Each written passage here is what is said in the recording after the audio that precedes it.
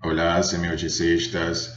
Aqui dando continuidade à análise do percurso gerativo do sentido e ainda numa tentativa de ilustrar, de contemplar essa visão do conjunto do percurso gerativo do sentido, tal como concebe a semiótica.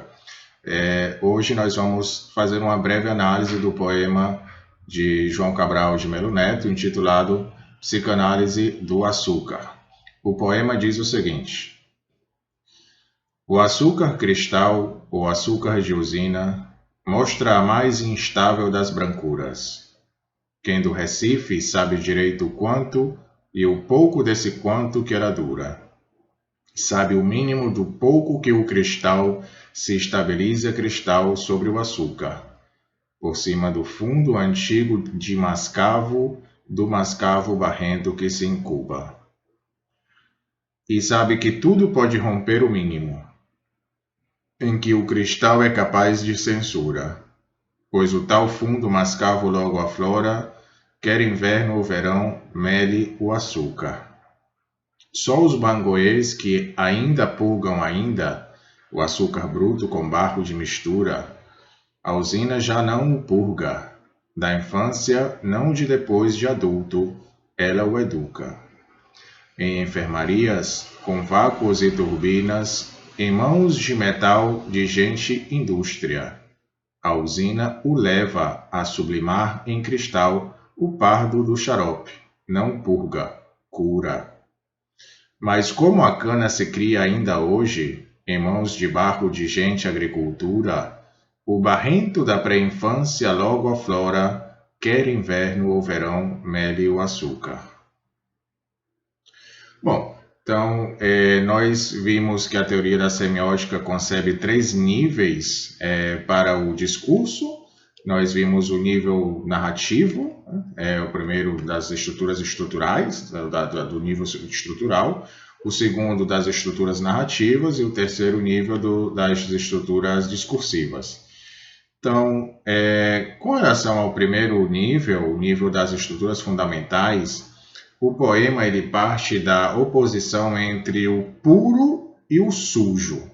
O puro, ilustrado pelas palavras ou vocábulos branco, limpo, claro, é o açúcar cristal da usina, enquanto que o sujo é expresso pelas palavras impuro, escuro, barrento, o açúcar mascavo do texto. Então, dois percursos ocorrem nesse texto.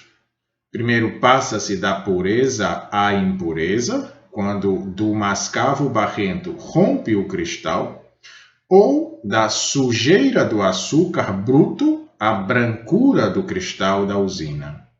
Portanto, passa-se do sujo ao puro, ou seja, do açúcar bruto passa primeiro para o não sujo, que seria o cristal por cima do mascavo, até o puro, o açúcar cristal da usina.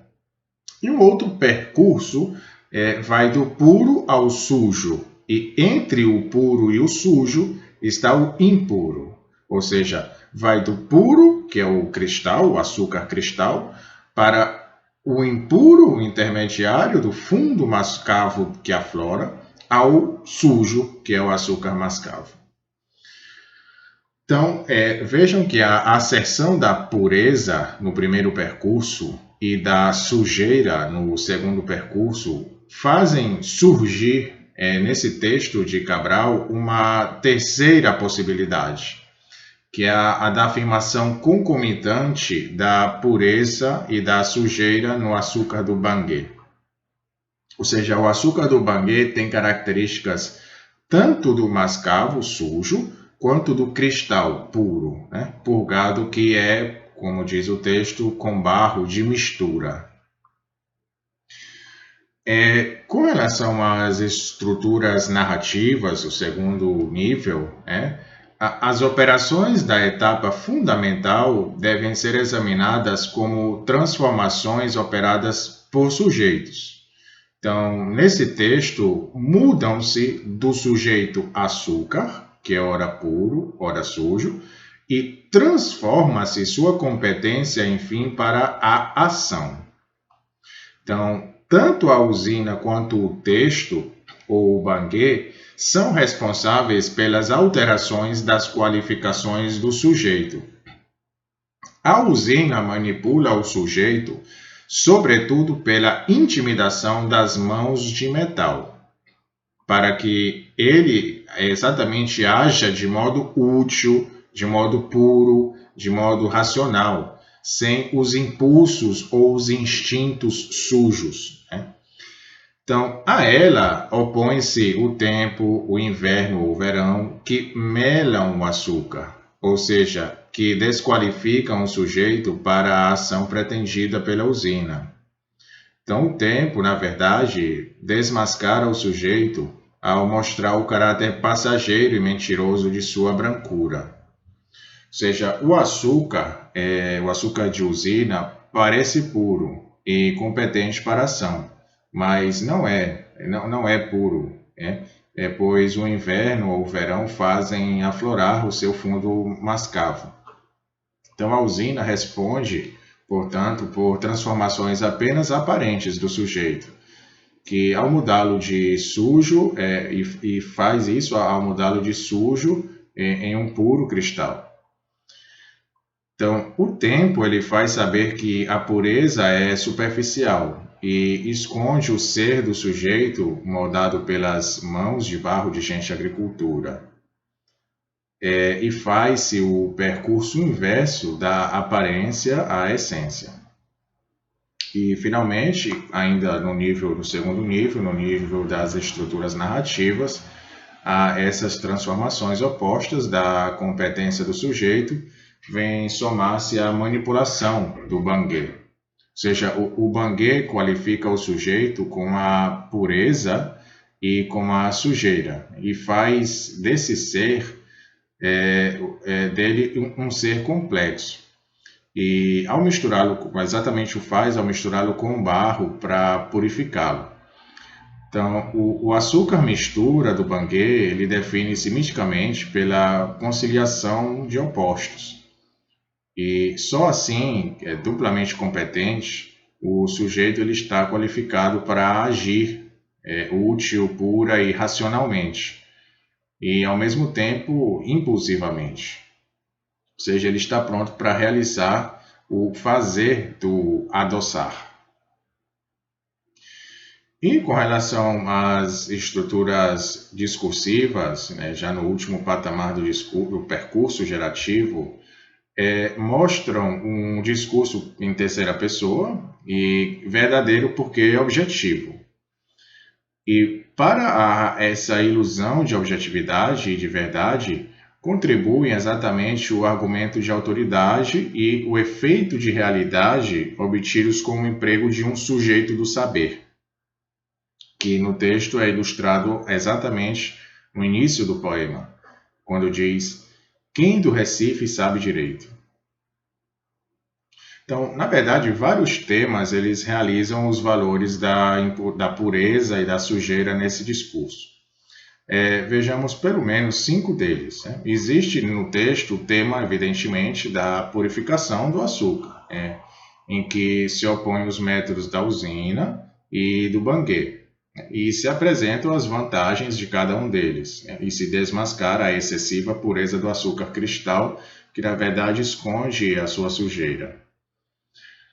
O segundo tema que nós podemos depreender desse texto é um tema psicanalítico da censura, dos recalques, da sublimação e do aflorar constante dos instintos e dos desejos reprimidos.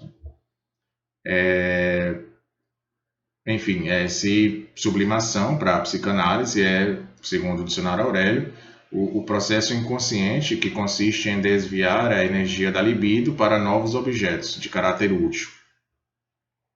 Então, o texto de Cabral ele mostra que a educação na família, na sociedade, na escola, na sociedade, ela põe o homem desde a infância na boa direção, mas que os impulsos, né, constantemente afloram e isso acontece em atos falhos, né? O terceiro tema que nós podemos depreender ainda desse texto é um tema étnico do racismo, que esse tema ele se desenvolve na leitura do aniquilamento do negro, né, pondo em evidência o branco, e na solução apresentada da mestiçagem, né, da mistura dos açúcares. Ainda temos o quarto tema, que seria o tema socioeconômico do desmantelamento da agricultura ou dos procedimentos pré-industriais, em favor da usina ou do grande complexo industrial. Ou seja, o meio termo do Banguê seria caminho visado. E, finalmente, o quinto tema que nós podemos ainda depreender dessa análise é um tema político, né? E nós o podemos ver exatamente esse tema político em que se fala da aparência de pureza e de limpeza de ordem de certos países, sob o qual fervilham as doenças sociais da rebelião que a qualquer momento podem aflorar. Bom, gente, então essa análise de hoje, a do vídeo anterior, elas, na verdade, quiseram apenas mostrar no todo, né, como é que se articulam as etapas do percurso gerativo do sentido. E como a semiótica desse percurso, dessa teoria, se serve para ler os textos.